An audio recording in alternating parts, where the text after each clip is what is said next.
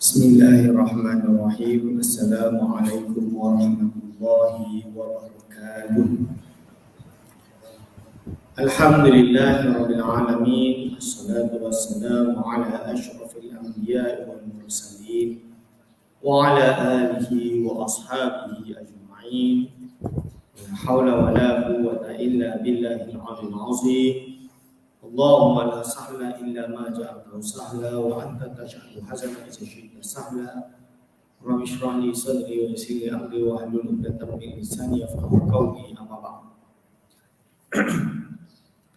Pada yang dimuliakan Wan Nazir Masjid Syakirin yang saya hormati, pada segenap asatizah para alim ulama, para a'immah di masjid mulia ini, wabil khusus kepada segenap hadirin wal hadirat rahimahullah. Alhamdulillah pada pagi ini kita dapat meneruskan pengajian kitab Tuhfatul Raghibin karangan Syekh Arsyad Al-Banjali, yang mana kita berada pada muka surat 62 tentang masalah bid'ah.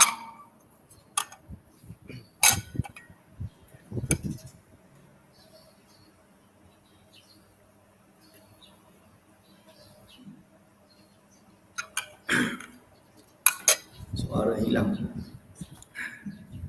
Bismillahirrahmanirrahim. Dan dihikayatkan daripada Al-Imam Asy-Syafi'i bahawa segala pekerjaan yang bersalahan dengan Al-Quran atau hadis atau qaul sahabat atau ijma' ulama, maka iaitu bid'ah dhalalah, sesat. Jadi di sini Imam Asy-Syafi'i termasuk ulama yang menjelaskan makna bid'ah seawal kurun ketiga pertama Islam. Jadi apabila kita pegang pada hadis kullu bid'atin dalalah wa kullu dalalatin finnar, atau panjangan dia dibaca kullalah sebab ada amil kat depan tu. Ini kita singkatkan, kita baca rafa' iaitu kullu bid'atin dalalah wa kullu dalalatin finnar. Segala bid'ah itu adalah sesat dan segala yang sesat itu berada di api neraka. Apabila kita fahami hadis ini, seolah-olah apa sahaja innovation, apa sahaja tukar tambah, ini masuk neraka, berarti sesat, berarti tak boleh diberlakukan. Yang menyebabkan terjadi terjemahan literal pada orang-orang yang menggunakan logik pendek, simple logic kita panggil safsati, logic sophist, maka dia menuduh, oh ada hadis tak? Tak ada hadis. Ada Quran tak? Tak ada Quran. Bidah, haram, masuk neraka. Itu tak betul. Tak semudah itu. Jadi Imam Asy-Syafi'i membina sebuah kaedah yang sangat penting. Ini Imam Asy-Syafi'i. Jadi imam mazhab kita, tuan-tuan. Apa kaedah tersebut? Perkara baru, iaitu perkara apa sahaja yang baru, yang mukhalafah, bercanggah, menyalahi dengan Al-Quran dan Sunnah. Dalam hikayat ini ditambah kaul sahabat dan ijma' ulama, maka itu baru dipanggil dengan bid'ah lagi dhalalah. Kalau tidak, maka tidak dikatakan bid'ah, walaupun benda itu baru. Ini kaedah Imam Syafi'i. Di riwayat yang saya ada adalah daripada Imam Baihaqi dalam kitab Manaqibus Syafi'i. Dan this is degree saya, atau dipanggil dengan, di Indonesia dipanggil skripsi. Kalau kat sini panggil FYP. Tapi FYP tu tak cukup lah bagi saya. Kalau kat sana skripsi tu dah macam thesis, jumlah dia. Dan di dalam thesis tersebut memang telah saya telusuri dalam kajian saya bahawa Imam Asy-Syafi'i di dalam kitab Manaqibus Syafi'i, maksud dia dalam kitab Imam Baihaqi. Imam Baihaqi ni muhaddis, ahlul hadis, al-hafiz, dia ada banyak kitab hadis, dan salah satu projek dia adalah mengumpulkan riwayat tentang kisah, akwal, kejadian, pendapat Imam Syafi'i. Dalam kitabnya Manaqib Syafi'i 2 jilid. 2 jilid kitab dia. Jadi ada dicetak, dah lama dah. Di situ Imam Syafi'i kata bahawa semua perkara yang baru itu bukan mesti macam tu, bukan berarti sesat.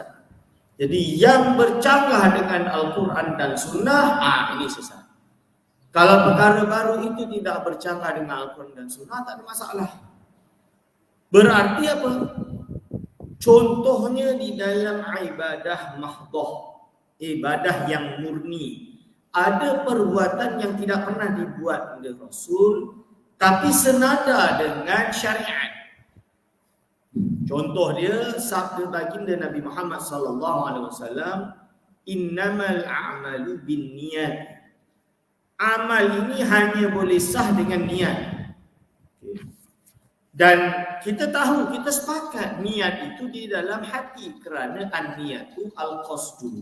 Niat itu adalah menyengaja. Menyengaja itu hadisun nafsi, iaitu hadisun nafsi, perbicaraan hati untuk melakukan sesuatu, itu nama dia adalah niat, qasdun.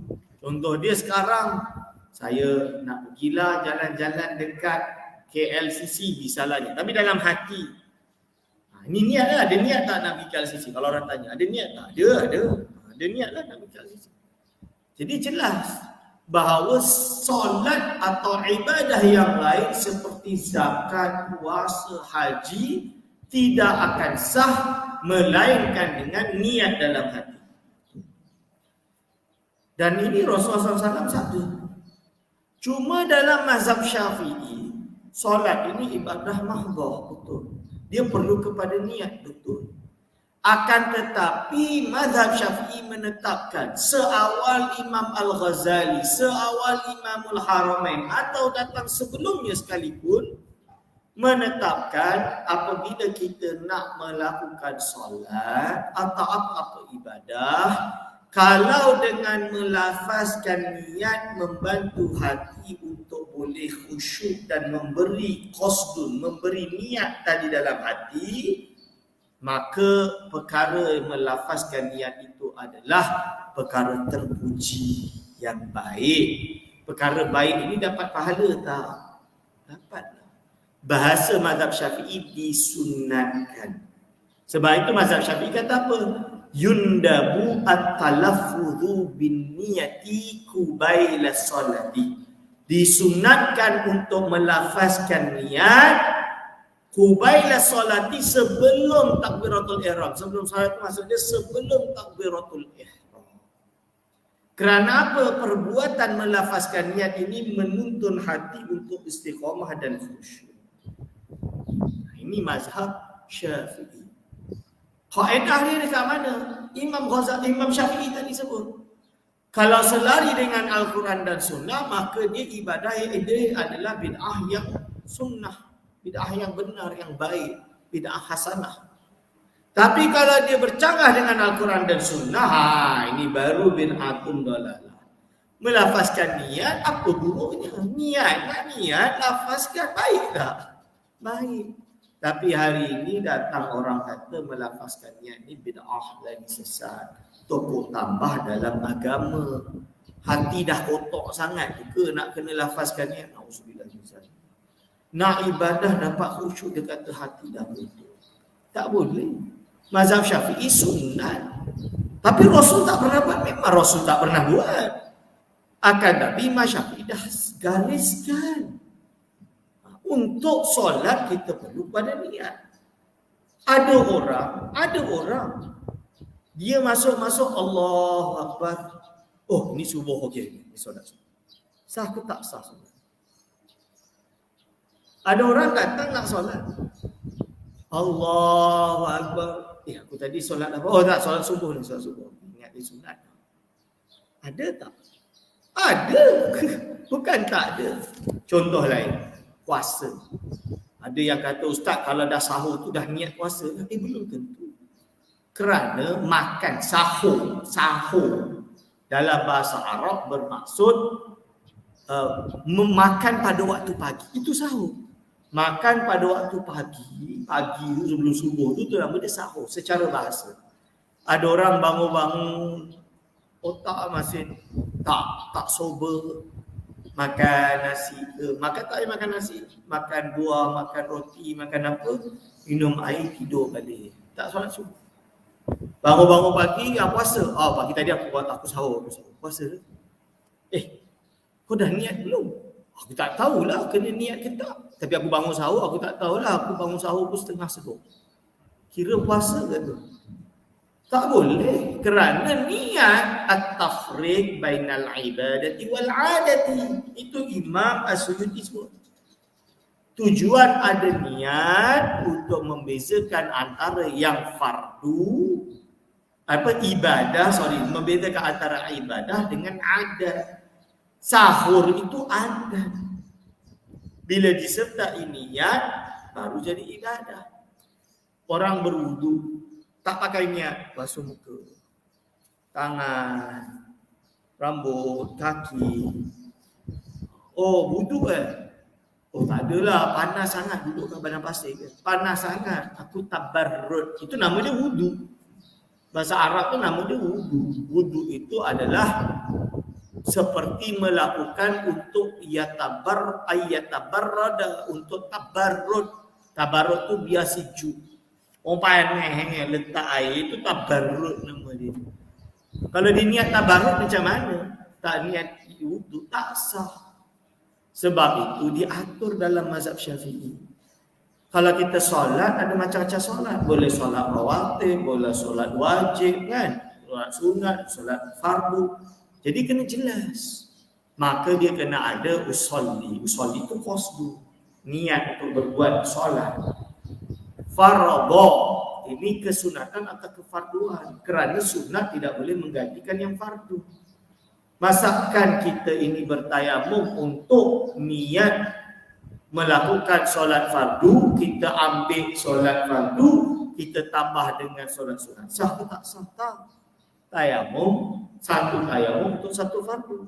Satu tayamum untuk berkali-kali sunat. Berarti dibezakan antara ibadah fardu dan sunat, tuan-tuan. Berarti usalli fardhu, itu wajib. Lalu jenis solat apa? Fardhu zuhri, fardhu subhi.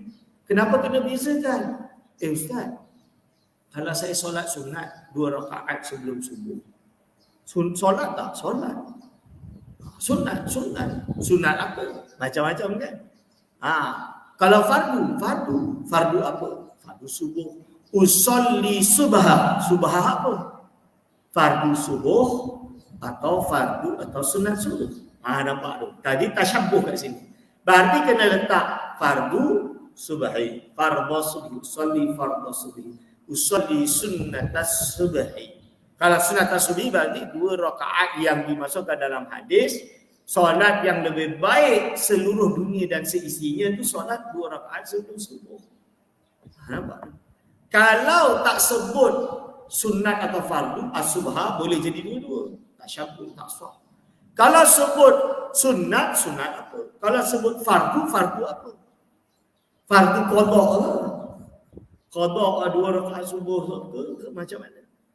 Ini dia tak ada, atau fardu zuhur ke, fardu asar ke. Contoh dia fardu zuhur, fardu asar ni ada 4 rakaat. Yang mana kena jelas. Jadi 3 ini rukun. 4 rakaatin untuk zuhur, rakaatain untuk subuh, itu tak ada masalah. Kerana apa? Itu tak disyaratkan. Maksud dia tak menjadi bahagian daripada fardu atau rukun niat. 3 ini yang rukun. Kalau ketika solat fardu. Ini saya berbicara. Jadi sebab itu kita perlu niat. Dan niat tersebut fardu betul. Rukun solat betul. Dan untuk orang boleh betulkan niat solat apa? Dia kena usolli fardhu subhi. Bukan sebab penyakit was-was saja mazhab Syafi'i tidak melihat was-was tak was-was. Perkara yang menolak kebaikan adalah ibadah. Maka dia baik tak? Dia baik. Maka boleh tak lakukan? Boleh dapat pahala tak? Dapat pahala. Ibarat dia macam ni. Tuan-tuan datang nak solat ke masjid. Namanya nak datang ke Masjid Syakirin. Kalau saya duduk dekat sana, kalau tak naik kereta jalan berpeluh sampai sini bau lah. Tuan-tuan dan puan-puan. So saya demi boleh dapat solat jamaah di Masjid Syakiri, saya pun naik kereta. Naik kereta ni sunat tak? Niat nak naik kereta isi minyak, ini semua untuk ibadah. Dapat pahala kan? Kita belajar dapat pahala. Kalau itu Rasul tak pernah buat naik kereta, tuan-tuan. Macam mana bid'ah ni? Tak betul. Nah kan, niat dia dah betul nak buat ibadah, dia menolong perkara kebaikan, jadi ibadah. Ini kaedah Imam Syafi'i buat. Jangan maksud Imam Syafi'i ini bid'ah yang syar'iyah, ada bid'ah yang adiyah tidak termasuk, bid'ah syar'iyah baru masuk. Jangan. Itu tak betul, kerana Imam Syafi'i jelas dalam bab ni diajarkan oleh para murid-murid ashab Syafi'i, itu murid-murid Imam Syafi'i dengan makna seperti ini sampai kepada Imam Izzuddin bin Abdissalam, sampai kepada Imam Nawawi rahimahullah. Mereka mentafsirkan bid'ah pada 5 hukum tadi. Ini boleh faham kan? Ini kaedah yang dekat sini. Dan kata Syekh Abu Syukur As-Salmi qaddasallahu sirrahu di dalam kitab At-Tamhid. Jadi kitab ini dikarang oleh Imam Abu Syukur As-Salmi, Silami As-Salmi. Saya ada kitab dia. Kitab ini bermadhab Maturidi, tuan-tuan. Mazhab dia mazhab Maturidi, bukan Asy'ari. Ahli sunnah. Cuma orang bertanya, jadi cerita dia Sunan Bonang. Sunan Bonang ni dia ada karang suatu kitab bernama Primbon Bonang. Dalam bahasa Jawa Kawi. Jawa Kawi ni Jawa lama lah. Saya alhamdulillah boleh baca lah sikit. Tak adalah fasih sebab dia Jawa yang betul-betul ancient ni. So boleh baca, dan saya baca manuskrip dia tu. Manuskrip dia ditulis Synkretisma, tapi ditahqiq atau disalin oleh nama dia, saya lupa nama dia. Nama dia, tapi dia orang Belanda. Orientalis Belanda. Dia tulis tesis dia Handboek van Bonang. Handboek van Bonang.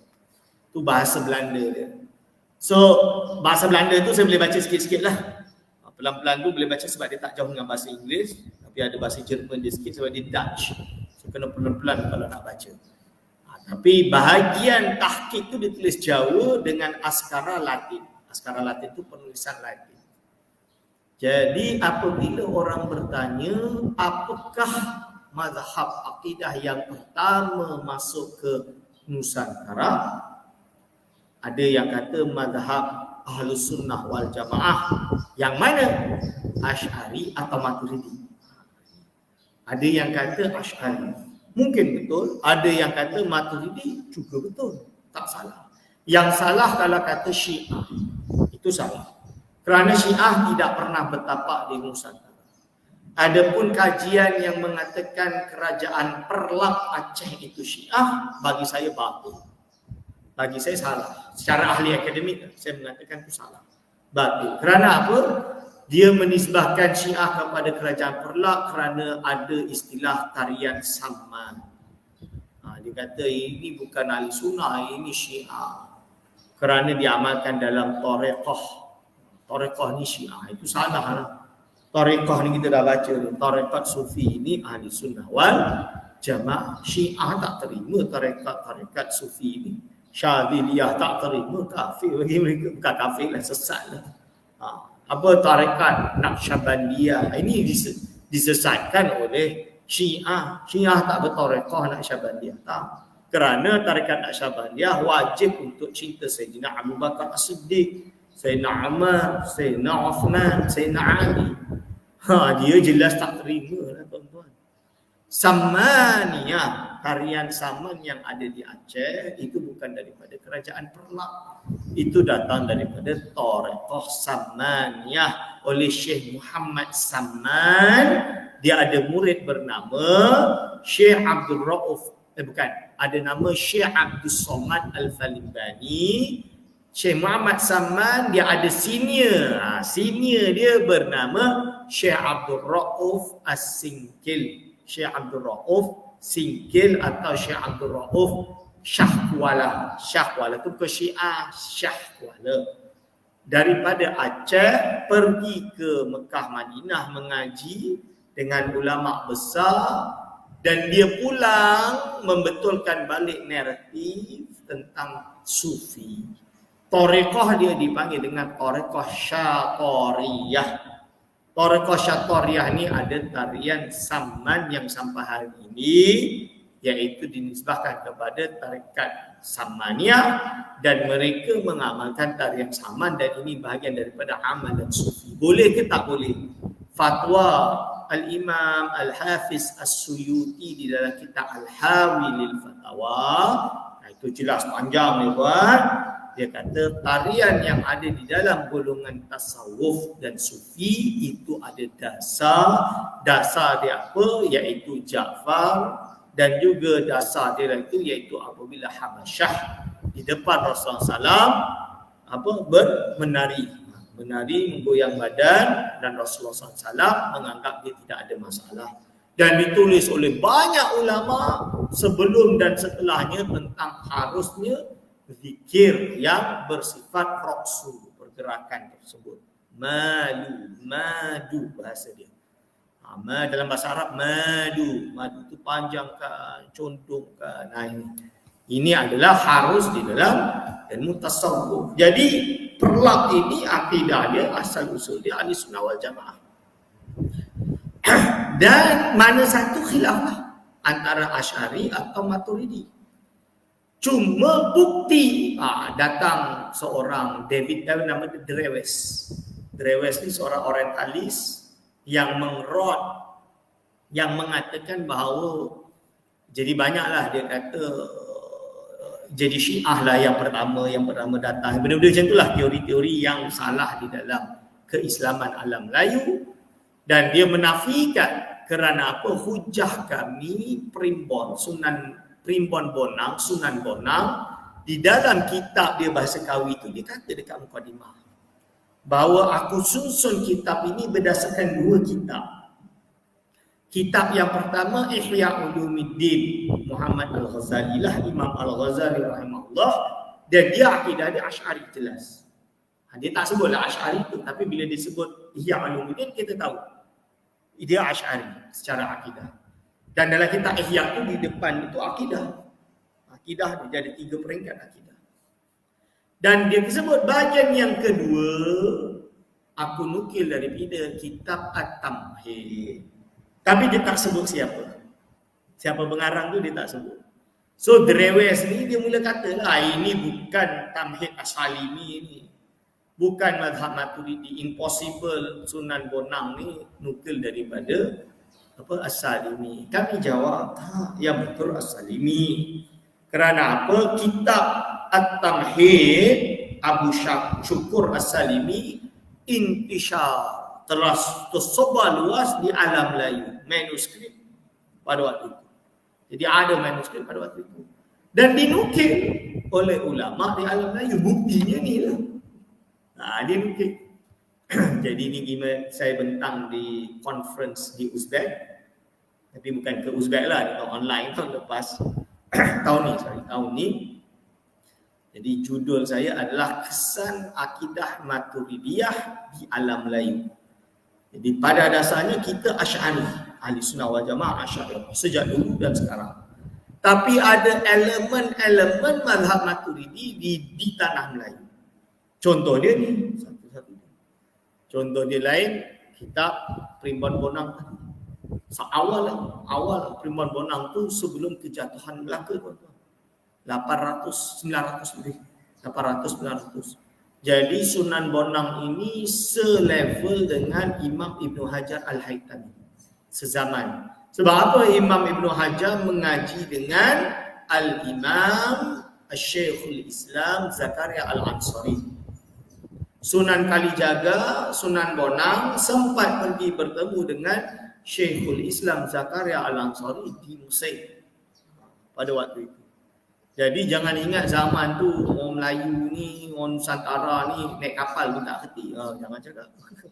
Mereka dah mengembara jauh. Cuma kita bukanlah tamadun yang kah, sebab kita punya sejarah dan tamadun telah dilenyek-lenyekkan oleh kolonial, orientalis. Dicuri khazanah kita. Kita dah hilang jati diri sebab dicuri manuskrip tersebut. Dicuri naratif Melayu tu dah diambil. Ini cerita dia. Kalaulah pada waktu itu kita ini tidak dijajah dan kita satu dan besar, maka kita akan sama dengan China, akan sama dengan India, dan pada waktu itu kerajaan India Islam dan hubungannya baik dengan alam Melayu, dan kita akan mungkin sama dengan daulah-daulah dan tamadun yang lain. Tapi kerana kita kalah dengan yang dipanggil adu domba oleh golongan Belanda dan Inggeris, dan ini yang menyebabkan kita dijajah dan kita hilang jati diri sebab dah dirampas dah tersebut. Sebab itu kita kena kembalikan jati diri Melayu tersebut. Ini dia tuan-tuan. So, okey. Jadi Abu Syukur As-Salmi ini mazhab Maturidi. Ahli sunnah. Bahawa bid'ah itu 5 perkara. Dia abad ke-5 Hijriah. Jadi awal. Bid'ah pada zat Allah, bid'ah pada kalam Allah, bid'ah pada sifat Allah, bid'ah pada segala perbuatan hamba, bid'ah pada segala sahabat Rasulullah sallallahu alaihi wasallam. Adapun bid'ah pada zat Allah, pada af'al, perbuatan Allah, pada kalam Allah dan segala sifat Allah dengan tiada sebenarnya, maka ia sama sekali kufur. Tiada ikhtilaf. Segala ulama pada mengatakan dia kufur. Jadi bid'ah pada zat Allah ni nak kata Allah SWT ni duduk di atas arash, itu bid'ah. Mana ada? Ar-Rahmanu ala arsh istawa Allah. Makna istawa tu apa? Sama ada kita serahkan maknanya kepada Allah kerana dia mutasyabihat dan telah disebutkan oleh Imam Malik radhiyallahu anhu. Wa su'alu anhu bid'ah. Soal tanya itu dah bid'ah. Tanya apa maknanya? Iman tu wajib, tu ayat Quran. Lalu disebut di sini apa? Bid'ah. Pada af'al perbuatan Allah, kita kata Allah tak menciptakan kekufuran, tak menentukan kekufuran. Auzubillah min zalik. Dah jadi Mu'tazilah. Sebab apa? Mu'tazilah kata yang baik daripada Allah, yang buruk daripada manusia. Ahli sunnah tak. Qada' baik dan buruk datang daripada Allah Subhanahu wa taala. Iman dan kufur. Tapi kita tak tahu, kita berharap kita orang beriman, kita berusaha untuk kita beriman. Dan pada segala sifat Allah, seperti golongan Hasyawiyatul Hanabilah. Hasyawiyatul Hanabilah dia nak kata bahawa kalam Allah ini bersuara berhuruf, tapi qadim, azali. Macam mana tu? Bercanggah lah. Qadim tu maksudnya wujudnya dari tanpa tiada, kewujudan dia sedia ada, bukan dari tidak ada lalu ada. Itu nama dia qadim.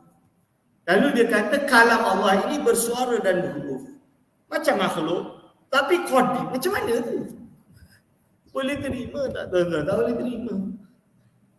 Sebab itu dia menyesatkan Imam Abul Hasan Al-Ash'ari sendiri. Abul Hasan Al-Ash'ari itu disesatkan. Sebab apa? Sebab tak terima konsep kalam Allah bersuara dan huruf yang qadim. Begitu juga Abu Hanifah. Imam Abu Hanifah di dalam kitab Fiqhul Akbar dia kata kalam Allah ini tidak berhuruf, tidak bersuara, tidak berhuruf, qadim. Dia bercanggah. Ada kitab tersebut. Fiqhul Akbar Imam Abu Hanifah. Ini dia tuan. Pada segala sifat Allah. Ini bid'ah. Dengan tiada sebenarnya, maka ia sama sekali kufur. Jadi kufur ni apabila sampai dalam keadaan tajsim yang soreh. Ini saya sebut. Ada yang tak terima juga. Mana boleh ada tajsim yang soreh dan yang tak soreh. Yang sebut tajsim ini ada soreh dan tidak soreh, itu Al-Imam Khatib Asy-Syirbini. Tak cukup alim, tak cukup hebat ke Khatib Syirbini. Syekhul Azhar. Syekhul Azhar dia karang kitab Mughnil Muhtaj. Mughnil Muhtaj ini mu'tamad dalam mazhab Syafi'i. Dan di mana mu'tamadnya kami kalau program di mana, di Masjid Wilayah Persekutuan tu, yang dipegang oleh Syekh Datuk Seri Hasan bin Haji Ahmad, mantan Mufti Pulau Pinang, Muhdil Mukhtar. Tak cukup muktabarkah? Dia kata tak ada istilah tajsim soreh, tajsim tak soreh. Yang nama mujassimah jelas kafir. Tak dulu. Baru semalam kita ada muzakarah ulama bersama Nahdlatul Ulama Malaysia. Naam, didatangi oleh ulama-ulama pondok seluruh Malaysia, tuan-tuan. Dari Kelantannya, Pasir Tumbuh dan lain-lain turun. Dari Kedahnya turun. Dari Peraknya, dari Terengganu-nya, dari Pahangnya, dari Johor, Ribat Muar Johor turun. Ustaz Atok, Tuan Guru Atok Ilah lah orang panggil, kat sana terkenal. Tapi saya ustaz sebab senior saya kat pondok dulu. Dekat pondok di Jawa dulu dia senior. Saya masuk dia dah lama dah nak balik dah. Itu cerita dia dah nak boyong. Jadi sempat dia pondok Batoan di Kediri, sama-sama Kediri. Ini Ustaz Ta'ilah dan banyak lagi tuan guru pondok-pondok datang berbicara tentang hal ini. Dan kita menetapkan tidak boleh mengkafirkan mujassimah yang ghairus sharih. Tak boleh. Jadi bukan sekadar mujassimah kafir, tak. Dia ada yang mujassimah yang sharih, mujassimah yang ghairus sharih. La nukaffiru ahadan min ahlil qiblah. Kita tidak boleh mengkafirkan seorang pun daripada ahli qiblah. Yang ini itu macam mana? Ini adalah yang dimaksudkan adalah bid'ah yang sampai tajsim sharih atau sampai mengatakan Tuhan ini dua dan lain-lain. Ini jatuh kufur. Adapun bid'ah pada segala perbuatan hamba atau pada segala sahabat Rasulullah, ia bersalahan dengan firman Allah Ta'ala yang nyata atau hadis yang ittifaq, iaitu yang sepakat. Segala ulama pada sahnya atau bersalahan mereka itu padanya. Jadi bab hal ini, bid'ah pada perbuatan hamba iaitu fiqh, hukum hakam fiqh pada segala sahabat Rasulullah SAW, iaitu bersalahan dengan firman Allah Ta'ala yang nyata atau hadis yang ittifaq. Segala ulama pada sahnya atau bersalahan mereka itu padanya. Maka bid'ah yang demikian itu pada mewajibkan kufur jua sekali-kali bersalahan-salahan ulama. Kalau sampai kharqul ijma', sampai melanggar ma huwa ma'lum min ad-din bidarurah, walaupun tiada kaitannya dengan zat Allah, sifat Allah dan afal Allah, ini juga boleh menggugurkan iman.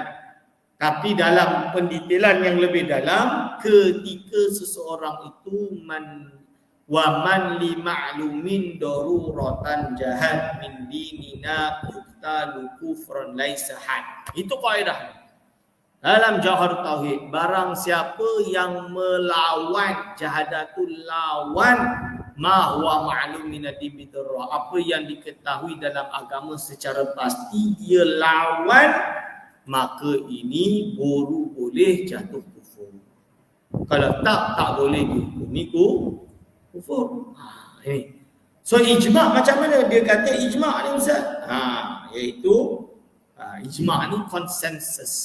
Pendapat pertama kata kufur, langgar ijma'. Tapi Imam Ghazali kata susah nak kufurkan. Sebab apa? Ijma' ni yang mana satu? Ijma' kan perlu kepada riwayat. Kan? Ada orang bagi tahu dia ijma'. Ya, orang tu dia riwayatkan ijma' tersebut mutawatir ke tak mutawatir. Oh, ternyata telusuri tak ijma'. Jadi banyak ulama dalam kitab-kitab dia bila sebut ijma' tak semestinya ijma'. Betul? Jadi tak semestinya. Jangan pula datang hari ini, ini Ustaz Aiman nak merobohkan ijma'. Dah ijma' sengaja nak merosakkan amalan orang, ibadah, akidah orang sebab dia tak kata ijma'. Bukan macam tu. Secara akademik Imam Ghazali sebut Kita sepakat ada ijma'. Kita pegang riwayat ijma'. Tapi ijma' itu ahad. Ahad itu apa? Dia kadang-kadang riwayat ijma' itu hadis ahad. Maksudnya tidak mutawatir yang meriwayatkannya. Kalau mutawatir, itu baru. Mungkin ijma' itu akan menjadi mahwa maklum minadin bidarurah. Dijelaskan. Tapi kalau riwayat itu tak berapa kredibiliti, tidak mutawatir, hanya ahad walaupun sahih, ini susah atau tak berani untuk kata melanggarnya sebagai jatuh kufur. Menurut Imam Ghazali dalam kitab Faisal Tafriqah. Sebab apa mengkafirkan orang ni berat. Dia akan berkaitan tentang nyawa, darah, harta, anak-anak, isteri. Ini bahaya ni. So jangan mudah mengkafirkan dia kata. Even masalah ijma'. Tapi kalau mahwa ma'lumin bidarurah, ni semua orang dah tahu solat tu fardu, betul. Solat 5 waktu dia dikata solat tak fardu, Syekh. Tak payah solat, Syekh, sunat je tu solat. Solat zuhur, subuh. Fardu ke yang ni fardu subuh tu tak fardu. Itu dah salah. Ini dah nama dia melanggar mahwa ma'lumin bidarurah. Ini boleh jatuh kufur. Ini maksud dia tuan-tuan. Lalu dia sebut juga, dan jika bid'ah itu bersalahan dengan qiyas, kalau dia sampai menyalahi qiyas ini yang analogi itu, atau hadis yang tiada ittifaq, jadi hadis itu tidak muttafaqun alaih, masih mukhtalafun fih, berbeza pendapat kesahihan atau tidak, segala ulama pada sahnya atau ada pada hadis itu takwil sekira-kira timbul syubhat. Iaitu apa? Ulama sepakat. Tak ada masalah lah. Bercanggah tu tak ada masalah. Mungkin ada takwil lain. Mungkin ada maksud lain. Sekira-kira timbul syubhat. Maka bid'ah yang sedemikian itu tiada mewajibkan kufur. Bid'ah ini tak wajib kufur. Tidak menyebabkan kufur maksudnya. Mewajibkan kufur tu wajib kita kafirkan dia, bukan. Mewajibkan kufur ini yujibu dari bahasa Arab aujaba yujibu, yakni yastalzimu al-kufra, iaitu melazimkan kufur. Dia buat macam ni jatuh kufur lah. Macam tu. Yujibu tu bahasa Arab kadang-kadang bukan bermakna mewajibkan. Maksudnya dia menyebabkan, boleh yatarraku ila kufri, atau ialah dia itu kafir lah, menetapkan seperti itu. So it depends. Hanya jadi maka bid'ah demikian itu tiada mewajibkan kufur, hanya jadi bid'ah sayyi'ah. Yang jadi adalah bid'ah sayyi'ah, bid'ah yang buruk cuma, maka ia maksiat yang amat kecil. Maka dalam kes ini dia adalah maksiat yang amat kecil. Wajiblah bertaubat daripadanya, wajib. Kita tak boleh terus ini. Okey. Lalu disebut sikit lagi, hubaya tidak boleh tidak.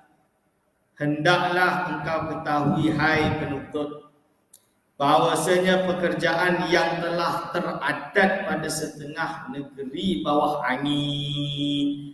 Negeri bawah angin ni apa? Negeri Kepulauan Melayu. Ini adalah negeri bawah angin. Negeri atas angin itu China. Itu negeri atas angin. Dalam kitab lama disebut bawah angin, atas angin. Bukan bawah angin, atas angin, naik ke atas langit, bukan. Zaman dulu tak. Atas angin itu atas Khatulistiwa, Taman Melayu apa? Negara Melayu itu ni atas lah, yang dah mula sejuk tu, itu atas angin nama dia. Negeri bawah angin seperti membuang fasilah. Fasilah itu apa? Membuang sia. Dan menyangka, iaitu menjamu jin. Ini haram lah. Dan barang yang seumpamanya adalah bid'ah pada perbuatan hamba yang bercanggah dengan Al-Quran. Bercanggah dengan Al-Quran, membuang fasilah ni. Percaya ni ada sial, baik dan buruk datang daripada Allah. Kita tidak boleh tatayyur. Tayyarah ni apa? Tayyarah ini adalah percaya dengan sial. Buat macam ni sial, buat macam ni kita kena buang sial, kena ni, tak boleh. Kerana apa? Baik dan buruk datang daripada Allah SWT. Ini akidah. Ini bukan akidah Wahabiyah, bukan. Ini akidah Ahli Sunnah wal Jamaah yang berpendapat seperti ini. So kita tak boleh buat macam tu. Okey. Lalu dia sebut di sini yang bercanggah dengan Al-Quran, hadis, kaul sahabat dan ijma' sekalian ulama. Maka ia bid'ah sesat yang amat keji. Ini bid'ah yang sesat yang amat keji. Wajib atas orang yang mengerjakannya segera bertaubat daripadanya. Orang yang buat ni wajib untuk dia bertaubat daripadanya. Dan wajib atas segala raja-raja dan orang besar menghilangkannya. Wajib untuk mendemolish amalan atau budaya yang tidak baik seperti ini. Ini maksudnya. Kerana apa? Kerana yang demikian itu daripada pekerjaan maksiat yang mengandungi berbagai kemungkaran, dan tiap-tiap pekerjaan yang mungkar itu wajib ditegah dan dihilangkannya dengan perintah Allah Ta'ala dan Rasulnya di dalam beberapa nas Al-Quran dan hadis. Wadah, jelas kan? Jadi ini adalah perbuatan yang bid'ah. InsyaAllah naktafi bihadzal qadar. Yang soal ini insyaAllah kita sambung pada minggu hadapan. Cepat khatam boleh cuti. Solat tak ada cuti, kelas boleh cuti. Okey, aku qauli hadza astaghfirullah li wa lakum. Wassalamualaikum warahmatullahi wabarakatuh.